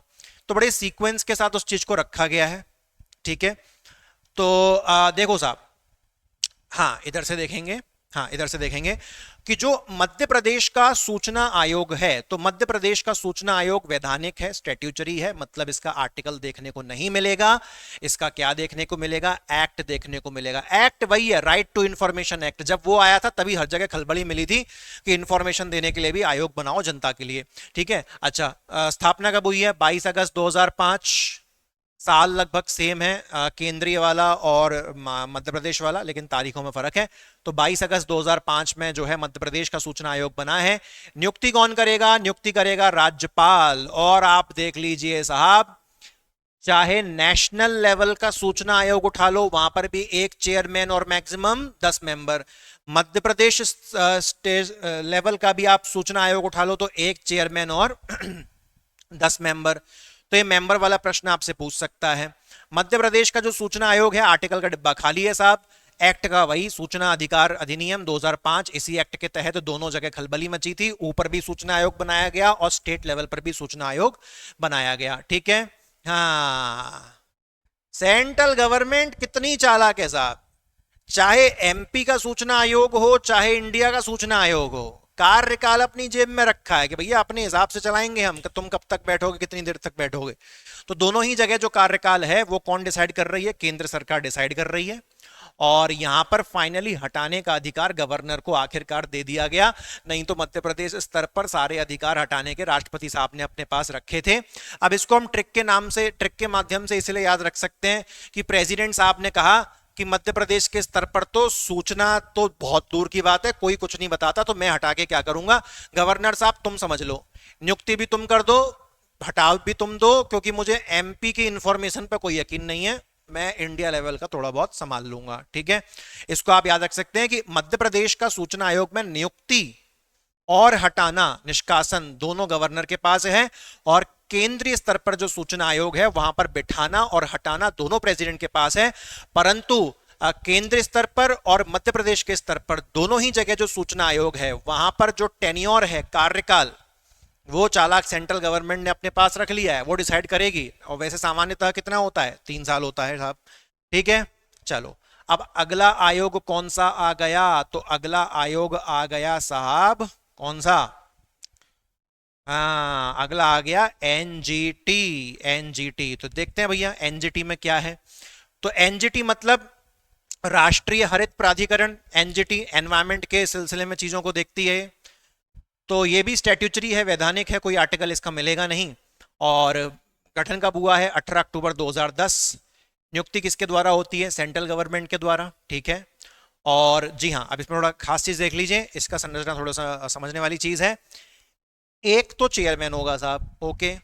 उसके बाद कुछ इसमें 2 प्रकार के सदस्य होंगे। एक होंगे न्यायिक सदस्य जो कहीं ना कहीं न्यायपालिका से संबंधित होंगे, और दूसरे होंगे कुछ विशेष सदस्य यानी कि स्पेशलाइज्ड मेंबर्स। तो जो जुडिशियल मेंबर हैं उनकी संख्या 10 से 20, और जो स्पेशलाइज्ड मेंबर हैं उनकी संख्या भी कितनी रहेगी? 10 से 20। तो एक चेयरमैन याद कर लिया, न्यायिक सदस्य याद कर लिए 10 से 20, और जो विशेष सदस्य हैं वो भी कितने? 10 से 20। ये इसकी संरचना है, ठीक है। बैठाने नियुक्ति का काम किसने कर लिया? सेंट्रल गवर्नमेंट ने कर लिया। बोले पर्यावरण, पर्यावरण तो हम ही खेलेंगे, केंद्र सरकार ने अपने पास हाथ रख लिया। क्यों रख लिया? याद करने की ट्रिक समझ लो कि पर्यावरण को नुकसान पहुंचता है किससे? जब बड़ी बड़ी इंडस्ट्री खुलती हैं, और बड़ी बड़ी इंडस्ट्री से सरकार को बहुत लाभ होता है। तो इसलिए सरकार ने क्या कहा कि कल को एनजीटी उन इंडस्ट्रीज पे हाथ ना डाल दे, इसीलिए एनजीटी में कौन बैठेगा हम ही डिसाइड कर लेंगे, हमारे ही बंदे एनजीटी में बैठेंगे, और एनजीटी वाले कुछ भी नहीं कहेंगे, पर्यावरण में तुम जो भी ऐसी तैसी कराओ, जो लद्दाख में हो रहा है वो करवाते रहो बढ़िया तरीके से, ठीक है। तो एनजीटी की कमान किसने संभाल ली? सेंट्रल गवर्नमेंट ने, ताकि सेंट्रल गवर्नमेंट के किसी भी प्यादे को एनजीटी पर्यावरण के नाम पर उठा के ना ले जाए साहब, ठीक है। एनजीटी का आर्टिकल का डिब्बा खाली पड़ा है। एक्ट याद कर लो, ये पूछा गया प्रश्न है। राष्ट्रीय हरित प्राधिकरण अधिनियम 2010 का एक्ट है, लेटेस्ट चीज है। अब देख लो भैया, इधर देख लो, साफ साफ देख लो। एक चेयरमैन पढ़ा था आपने, ठीक है, और उसके बाद मेंबर्स कितने टाइप के पढ़े थे आपने? 2 टाइप के पढ़े थे। अब देखो, अब जो एनजीटी है ना, इसमें जो जुडिशियल मेंबर्स बैठेंगे, जो न्यायिक सदस्य बैठेंगे, उनका जो कार्यकाल है वो 5 साल और 70 साल की उम्र तक, और जो चेयरमैन है उनका भी सेम। और जो ध्यान पूर्वक सुनना, एनजीटी में आपने एक पढ़े थे जुडिशियल मेंबर, न्यायिक वाले, और एक पढ़े थे स्पेशलाइज्ड। अब न्यायिक वाले में भी तो 2 कैटेगरी है ना, एक सुप्रीम कोर्ट वाली और एक हाई कोर्ट वाली। तो सुप्रीम कोर्ट से जो जुडिशियल मेंबर आएंगे उनका कार्यकाल 5 साल या 70 साल की उम्र रहेगा। हाई कोर्ट से जो जुडिशरी के मेंबर आएंगे उनका कार्यकाल सुप्रीम कोर्ट की तुलना में थोड़ा सा कम है, 5 साल या 67 ईयर ऑफ एज। और जो विशेष सदस्य होंगे, स्पेशलाइज्ड मेंबर जो होंगे, उनका 5 साल या 65 साल की उम्र। तो वो घटता हुआ जा रहा है, उसका जो कार्यकाल है वो ध्यान पूर्वक देखिएगा उसको, ठीक है। अच्छा, बिठा कौन रही है एनजीटी में? केंद्र सरकार। हटा कौन रही है एनजीटी में? केंद्र सरकार की। एनजीटी में गलती से कोई ईमानदार अधिकारी आ गया जिसने सरकार के किसी दोस्त का गला पकड़ लिया कि क्यों रे तेरी इंडस्ट्री से पर्यावरण खराब हो रहा है, चल तू जेल में, तो सरकार क्या करेगी? उस ईमानदार अधिकारी को एनजीटी से हटा देगी। तो सरकार ने बड़ी चालाकी से बिठाने और हटाने का काम दोनों अपने पास ले लिया। भैया ट्रिक के लिए बना रहा हूं मैं, ठीक है। हो सकता है कि ऐसा कुछ ना भी होता हो, बाकी आप और मैं समझदार हैं। उसके बाद एनजीटी के सबसे पहले चेयरमैन कौन थे साहब? तो उनका नाम था लोकेश्वर सिंह पंता, ठीक है। ये एनजीटी के सबसे पहले चेयरमैन थे। वर्तमान में एनजीटी के चेयरमैन कौन है साहब? वो भी आप देख लो। वर्तमान में एनजीटी के चेयरमैन कौन है? तो ये हैं जस्टिस प्रकाश श्रीवास्तव, न्यायमूर्ति प्रकाश श्रीवास्तव। और एनजीटी का मुख्यालय दिल्ली में है, उसमें कोई डाउट ही नहीं। यार मुझे क्यों ऐसा लग रहा है कि जो मध्य प्रदेश का सूचना आयोग था, मैंने उसका ये नहीं पढ़ाया था। थोड़ी सी अब वो क्या है, स्लाइड बहुत बड़ी बड़ी दिख रही है ना, तो ऊपर नीचे थोड़ा माफी चाहता हूं साहब। मध्य प्रदेश का जो सूचना आयोग था, उसमें जो सबसे पहले अध्यक्ष थे उनका नाम था टीएन श्रीवास्तव, ठीक है। अच्छा, क्योंकि हाँ भैया इसमें तो ये तो बताना पड़ेगा, बुरे हाल हैं। मध्य प्रदेश में जो महिला आयोग है वो भी खाली पड़ा है, कोई नहीं बैठा उसमें। इसके तो और बुरे हाल हैं सूचना आयोग के। और मैंने इसीलिए आपको ट्रिक बताई थी कि मध्य प्रदेश में जो सूचना आयोग है उसके हाल बहुत बुरे हैं। इसलिए प्रेसिडेंट साहब ने क्या कहा, भैया ना तो मैं बिठाऊंगा ना मैं हटाऊंगा, दोनों काम किसको दे दिए? गवर्नर को दे दिए। याद करो, कहा था मैंने। अब देखो कितने बुरे हाल हैं। मध्य प्रदेश में जो सूचना आयोग है उसमें जो चीफ है, जो मेन है, उनका नाम अरविंद कुमार शुक्ला। इनका रिटायरमेंट हो चुका है साहब, ठीक है। और जो अदर सूचना आयुक्त तो बैठे थे, अदर इंफॉर्मेशन कमिश्नर, विजय मनोहर तिवारी और राहुल सिंह, इनका भी रिटायरमेंट हो गया साहब। तो आप ये समझ लो मध्य प्रदेश का सूचना आयोग नील बटा सन्नाटा, खाली पड़ा है। महिला आयोग खाली पड़ा है, सूचना आयोग खाली पड़ा है। अभी तो मध्य प्रदेश में जो एससी और एसटी के आयोग हैं साहब, वो भी खाली पड़े हैं। बताओ क्या है, क्या हाल है साहब, क्या हाल है। भोपाल में मुख्यालय था इसका, ठीक है। तो हमारी 3 स्लाइड और जो है खत्म हो गई हैं। अब हम आगे बढ़ेंगे। बहुत सारे आयोग मैंने कवर करे हैं इसमें आपके लिए। अगला आयोग क्या है? अगला है मध्य प्रदेश का जो खाद्य आयोग होता है। सिंपल, मध्य प्रदेश का खाद्य आयोग बोलो आप इसको, ठीक है, फूड प्रिजर्वेशन कमीशन। तो मध्य प्रदेश का दोस्तों जो खाद्य आयोग है उसको ध्यान से देखना। स्टैट्यूचरी है, वैधानिक है, मतलब अधिनियम के द्वारा बनाया गया, आर्टिकल वार्टिकल कुछ नहीं है इसका। गठन कब हुआ था? 11 अप्रैल 2017। मैंने इसको रिसेंटली जो है अपडेट किया था एक सोर्स में से। तो 11 अप्रैल 2017। नियुक्ति कौन करता है मध्य प्रदेश खाद्य आयोग में? नियुक्ति कौन करता है? केंद्र सरकार तो आएगी नहीं यार, वो लोग नहीं आएंगे, उन पर इतना टाइम नहीं है। तो स्टेट गवर्नमेंट जो है नियुक्ति करती है। अब आगे की चीज भैया ध्यान से सुन लेना और समझ लेना, ठीक है। इसकी कॉम्पोजिशन थोड़ी सी बड़ी है, तो ध्यान पूर्वक देखेंगे। एक चेयरमैन, 5 मेंबर और एक सचिव। रिपीट करें, 1 + 5 + 1। एक चेयरमैन, 5 मेंबर और एक सचिव। इतने कहानी हो गई। अब सुनो, अब ये जो तुम ब्लैक कलर से देख रहे हो ना, 1 + 5 + 1, इन सबको मिला लो ओवरऑल। तो 1 + 5 + 1 कितने हो गए? टोटल 7। अब इन 7 में से 2 महिलाएं होनी चाहिए। ओवरऑल मिला के है, ऐसा नहीं कि मेंबर में से और अध्यक्ष में से, ऐसा नहीं। 1 + 5 + 1 सबको मिला लो, टोटल 7 हो गए। अब इन 7 में से 2 क्या होनी चाहिए? दो तो होनी चाहिए महिलाएं, और एक मेंबर होना चाहिए शेड्यूल कास्ट का यानी कि अनुसूचित जाति, और एक मेंबर होना चाहिए शेड्यूल ट्राइब का यानी कि अनुसूचित जनजाति। इतना क्लियर हुआ।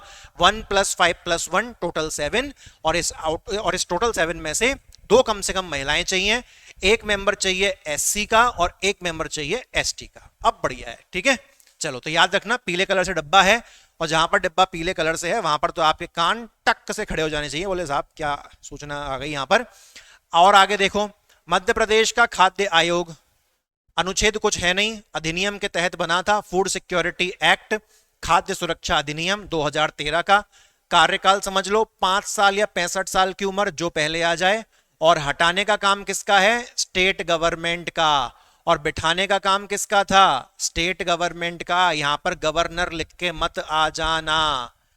जब भी खाने की बात होती है ना तो गवर्नर साहब नाराज हो जाते हैं। फिर गवर्नर साहब को एक बार पार्टी में बुलाया था, और पार्टी में जैसे ही वो पहुंचे पार्टी कैंसिल कर दी। उन्होंने कहा मैं खाना नहीं खाऊंगा। तो खाद्य आयोग का पूरा काम किसे संभालना पड़ रहा है? स्टेट गवर्नमेंट को, ठीक है। सेंट्रल लेवल पे प्रेसिडेंट साहब महिलाओं से परेशान है, वो जाते ही नहीं उनके पास, महिला आयोग के पास। सारा काम कौन संभाल रही है? Central government. मध्य प्रदेश के स्तर पे भी गवर्नर साहब कह देते हैं कि हम नहीं जा रहे भैया, महिलाओं का आयोग है, तो वहां पर स्टेट गवर्नमेंट संभालती है हटाना निकालना। तो याद रखिए जो मैं बता रहा हूं लगातार आपको, ठीक है। उसके बाद मध्य प्रदेश का जो खाद्य आयोग है ना साहब, मध्य प्रदेश का खाद्य आयोग में जो सबसे पहले चेयरमैन थे उनका नाम था राजकिशोर सुवान।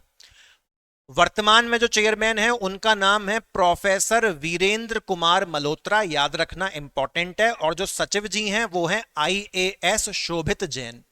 हेडक्वार्टर मुख्यालय भोपाल। तो ये आपका मध्य प्रदेश का खाद्य आयोग पूरा यहां पर कंप्लीट हो गया। अगला देखो, अगला कौन सा है? अगला है, हाँ अब ये बहुत ये तगड़ा है, ये नेशनल लेवल की चीज दोस्तों वापस आ गई है, राष्ट्रीय स्तर का बाल सुरक्षा आयोग, ठीक है। नेशनल चाइल्ड प्रोटेक्शन कमीशन, हम इसको राष्ट्रीय बाल सुरक्षा आयोग बोल देते हैं, ठीक है। अच्छा, स्टैट्यूचरी है, सारे स्टैट्यूचरी चल रहे हैं लाइन से, कॉन्स्टिट्यूशन सब ऊपर ही खत्म हो गए। और गठन कब हुआ? 5 मार्च 2007। नियुक्ति कौन करता है? केंद्र सरकार नियुक्ति करती है, हटाने का काम भी केंद्र सरकार ही अपने पास लेगी। आर्टिकल देखो, राष्ट्रीय बाल सुरक्षा आयोग के आर्टिकल है नहीं, वो है अधिनियम है, चाइल्ड प्रोटेक्शन राइट एक्ट, बाल सुरक्षा, बाल अधिकार सुरक्षा अधिनियम 2005 का, है ना।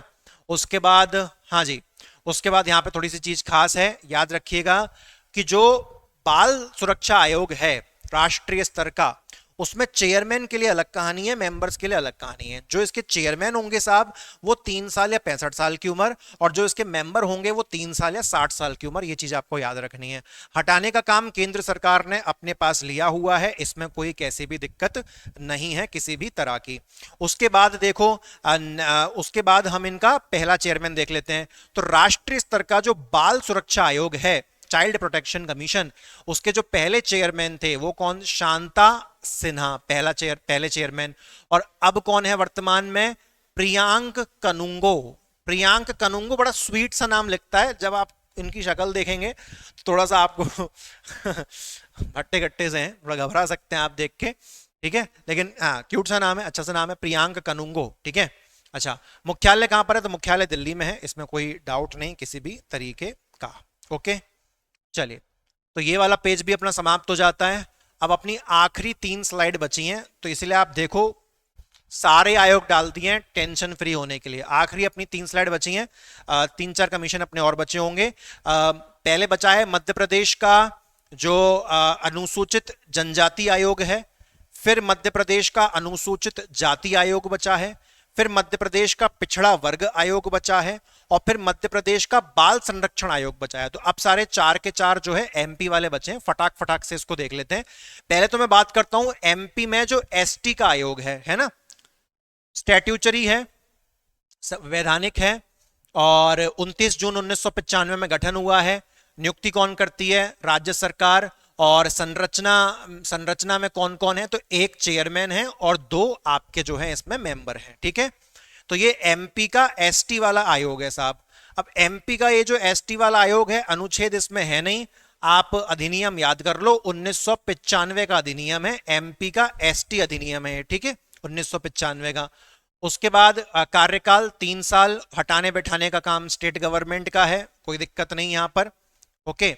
उसके बाद आप देखो मध्य प्रदेश की जो एसटी आयोग था उसके पहले अध्यक्ष, इसका डेटा मेरे पास ऑथेंटिक वाला है नहीं, सरकार ने अपनी ऑफिशियल सोर्सेज पे भी अवेलेबल करवा नहीं रखा है, बहुत से लोगों ने सबने अंदाजा मार मार के इसको लगाया हुआ है।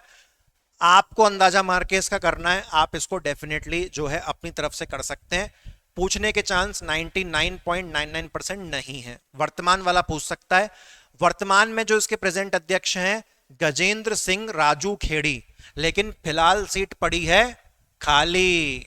महिला आयोग में मध्य प्रदेश में कोई नहीं, सूचना आयोग में मध्य प्रदेश में कोई नहीं, और जिसके लिए कहा जाता है कि एमपी में सबसे ज्यादा शेड्यूल्ड ट्राइब हैं, अनुसूचित जनजातियां हैं, तो उनके नाम पर तुम वोट तो लपक के खींच लेते हो, लेकिन उनके लिए जो तुमने आयोग बनाया हुआ है मध्य प्रदेश में वो खाली पड़ा है साहब, लोग बैठे हुए हैं, उनकी शिकायतें की कोई सुनवाई नहीं है। मुख्यालय भोपाल में, चारों के मुख्यालय भोपाल में जो पढ़ेंगे। अब देखो मध्य प्रदेश का जो अनुसूचित जाति आयोग है ना, एससी, एमपी का एससी वाला जो आयोग है, स्टैट्यूचरी वैधानिक कोई आर्टिकल है नहीं इसका, एक्ट मिलेगा 29 जून 1995। याद रखना मध्य प्रदेश में जो एसटी का आयोग है सेम डेट, मध्य प्रदेश में जो एससी का आयोग है सेम डेट, ठीक है। थोड़ा दिमाग चलाएंगे, ठंडे दिमाग से रखें, काम हो जाएगा। भर्ती का काम किसका है, स्टेट गवर्नमेंट का, ऊपर भी उसका था। और यहां पर क्या कही कहानी कि एक चेयरमैन और 2 नॉन ऑफिशियल मेंबर, गैर सरकारी सदस्य। ये शब्द याद रखिएगा साहब, बहुत इंपॉर्टेंट है। एनसी, एनसी एससी नहीं, सॉरी, मध्य प्रदेश का अनुसूचित जाति आयोग एससी, तो वहां पर एक चेयरमैन होगा और जो गैर सरकारी सदस्य होंगे वो कितने होंगे, 2 नॉन ऑफिशियल मेंबर। बहुत इंपॉर्टेंट है, बार बार जोर दे रहा हूं इस पर, ठीक है। उसके बाद मध्य प्रदेश का एससी का जो आयोग है उसका एक्ट वही सेम है जो एसटी वाले का था 1995 का, बस एसटी की जगह नीचे एससी कर देना, बाकी कोई डिफरेंस नहीं है।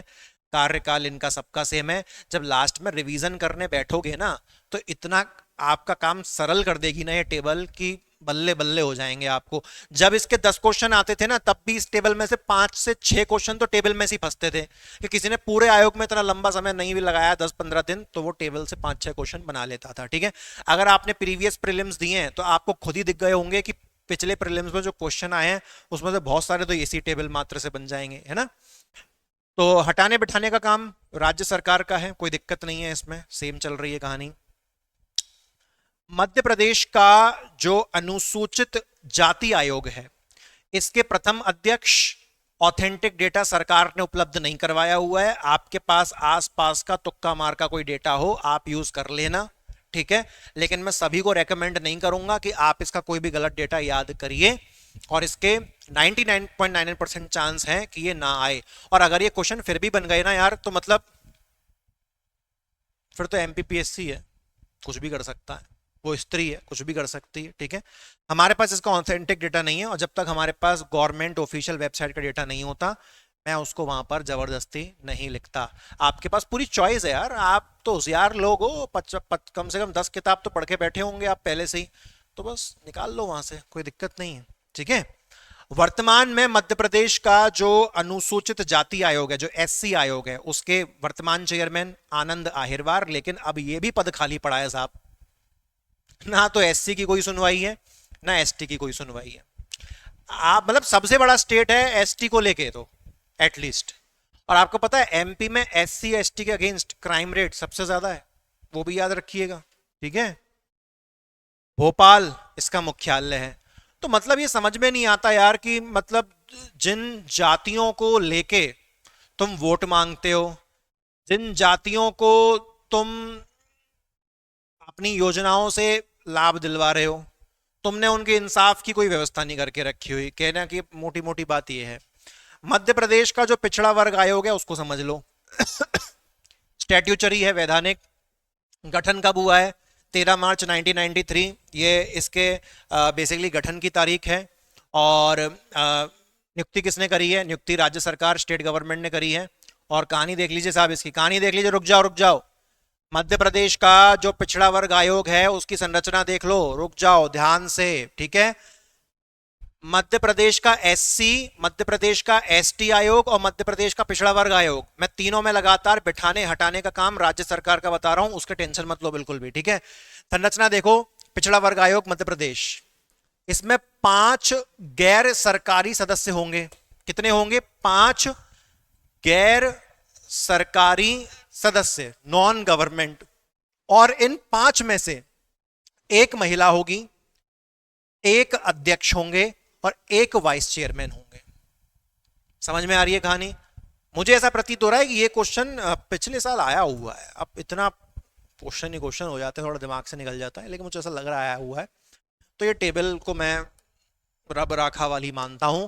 तो 5 गैर सरकारी सदस्य, मध्य प्रदेश पिछड़ा वर्ग आयोग, 5 गैर सरकारी सदस्य, और इन 5 गैर सरकारी सदस्य में से एक महिला, एक तो चेयरमैन हो गई और एक वाइस चेयरमैन हो गई होगा, ठीक है। अच्छा, उसके बाद देखो साहब, उसके बाद क्या कह रहा है, मध्य प्रदेश का जो पिछड़ा वर्ग आयोग है, इसमें रिसेंटली 2021 में अमेंडमेंट भी आया है, ये भी आप देख सकते हो यहां पर। एक्ट देखो साहब आप, एमपी का एसटी आयोग, एमपी का एससी आयोग और एमपी का पिछड़ा वर्ग आयोग, सबके ईयर सेम है, याद रखना सरल।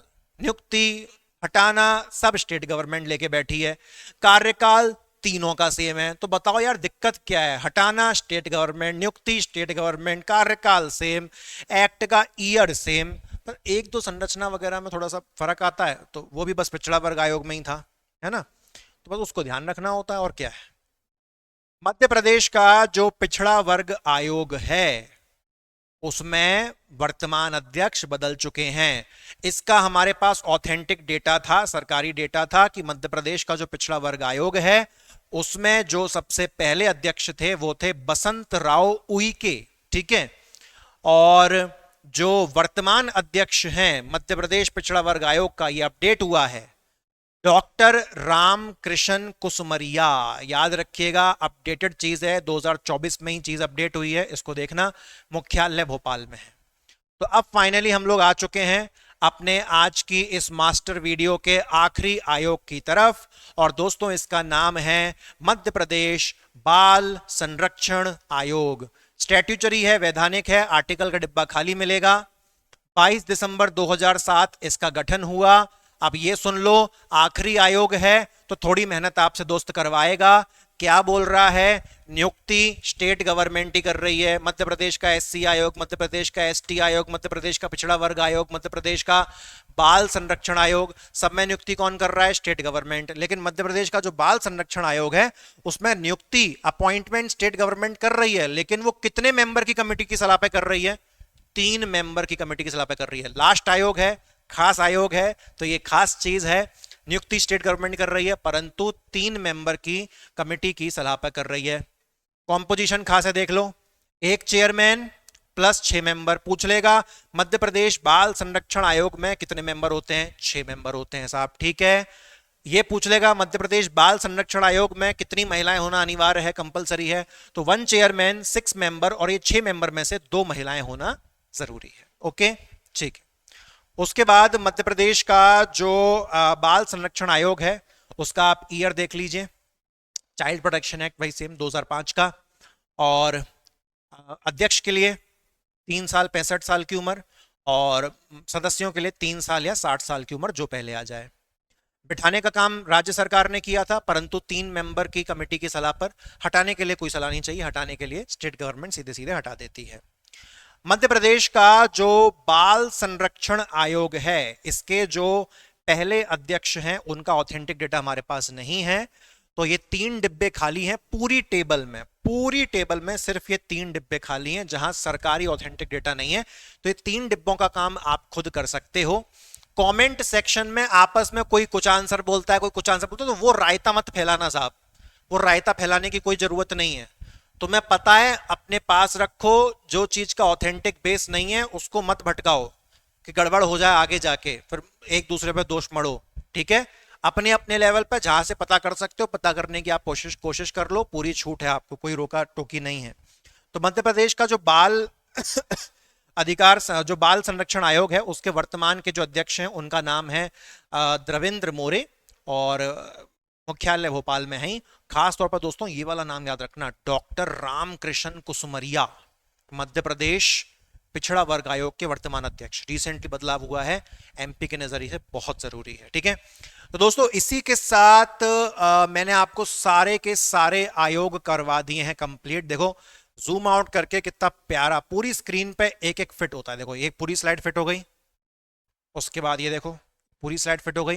लेकिन इतने छोटे फॉन्ट में ना आपको समझ में आता नहीं, आपकी आंखें दर्द हो जाती हैं, जूम कर करके आप परेशान हो जाते, थक जाते। तो मुझे बताइएगा आज की वीडियो आपको कैसी लगी। और साहब हमारे ऊपर लगाए बहुत इल्जाम कि हम पढ़ाते हैं बहुत स्लो, लेकिन भैया हमें ऐसा लगता था कि YouTube पे एक स्पीड फास्ट करने वाला बटन होता है यार। तो मैं ये नहीं समझ पा रहा कि जिसको पढ़ाना स्लो लग रहा है तो वो 2x का बटन क्यों नहीं दबा रहा। अब 2x में भी स्लो लग रहा है तो साहब मैं फ्लैश नहीं हूं, मैं सुपरमैन नहीं हूं कि दौड़ जाऊं, इससे ज्यादा फास्ट नहीं कर सकता। ये मेरी लास्ट लिमिट थी जो मैंने आज इस लेक्चर में, इतनी स्पीड, इससे तेज स्पीड की उम्मीद मत करिएगा, इससे ज्यादा आपको प्रसन्न नहीं कर पाएंगे स्पीड के माध्यम से। ठीक है, कंप्यूटर के जैसा नहीं बनना। और मैंने हमेशा कहा है आपसे, मानसिकता रखो यूपीएससी वाली और तैयारी करो एमपीपीएससी सिलेबस की। तो मेरी मानसिकता यूपीएससी वाली ही है, मैं यूपीएससी के स्टूडेंट्स को भी पढ़ा रहा हूं, उनको भी गाइड करता हूं। तो मैं अपनी मानसिकता यूपीएससी वाली चेंज नहीं करना चाहता, बिकॉज आप जितना डीप किसी चीज में एक्सप्लेन करते हो तो उससे 4-5 प्रश्न एलिमिनेशन से ऑटोमेटिकली बन जाते हैं। आप ये चीज नहीं देखते हो, आप बस देखते हो बस वो टेप रिकॉर्डर की तरह क्वेश्चन आता जाए जाता जाए आता जाए जाता जाए। तो भैया ऐसा करने से अच्छा है कोई 10,000 एमसीक्यू वाली किताब ही ले लो, तो वही काम खत्म हो जाएगा। टीचर का मेन काम है एक्सप्लेनेशन। आप यूट्यूब पे आते हैं इस उम्मीद से आते हैं कोई आपको समझाए। ठीक है, और हमारी एक पॉलिटी वाला वीडियो था शायद, मतलब लग ये मतलब जो हमारी संभावित प्रश्न वाली सीरीज है उसी में शायद 33-34 नंबर का कोई लेक्चर था पॉलिटी वाला। उस वीडियो में जो मैंने सबसे पहला क्वेश्चन करवाया है, उस वीडियो को मैंने रिवर्स में करवाया था, आखिरी क्वेश्चन को पहले करवाया था, परंतु उस वीडियो में मैंने स्लाइड पे जो सबसे पहला क्वेश्चन लगाया था ना, वो कट टू कट अभी 3-4 दिन पहले यूपीएससी प्री 2024 में आया था। मैंने अपने टेलीग्राम ग्रुप पे शेयर किया था, व्हाट्सएप ग्रुप पे शेयर किया था, as it is cut to cut copy paste. तो अगर मैं 10 क्वेश्चन भी करवा रहा हूं और उसमें से भी क्वेश्चन फंस रहा है, और अगर यूपीएससी जैसी जगह फंस रहा है तो यार ओके है। और देखो मैं आपको ज्यादा रियलिटी अभी इस वीडियो में बताना नहीं चाहता। एक वीडियो बनाऊंगा, उस वीडियो का नाम ही रखूंगा सच का सामना। आप प्रीलिम्स देके आ जाओ, उसके बाद देखना उस वीडियो को। सच बोलना सच सुनना और सच अपनाना जरूरी है, तभी हम आगे बढ़ सकते हैं दोस्त। ठीक है, और सच बड़ा ही खूबसूरत है, खौफनाक नहीं है, बहुत खूबसूरत है। बढ़िया तरीके से पढ़ो, और मैं अपनी तरफ से जितना आशीर्वाद आपको दे सकता हूं, आपका एमपीपीएससी का प्रीलिम्स का एग्जाम जल्द से जल्द क्लियर हो, आप बहुत सफल बनो, आपके पेरेंट्स का नाम खूब रोशन करो, उनकी झोली खुशियों से आप भर दो, और एंजॉय करो अपनी लाइफ में। देश की सेवा करो, राज्य की सेवा करो, मध्य प्रदेश को बहुत अच्छे अधिकारियों की बहुत जरूरत है दोस्त। और जय हिंद, जय भारत। मिलते हैं आपसे अगली वीडियो में। Thank you very much. खम्मा घड़ी।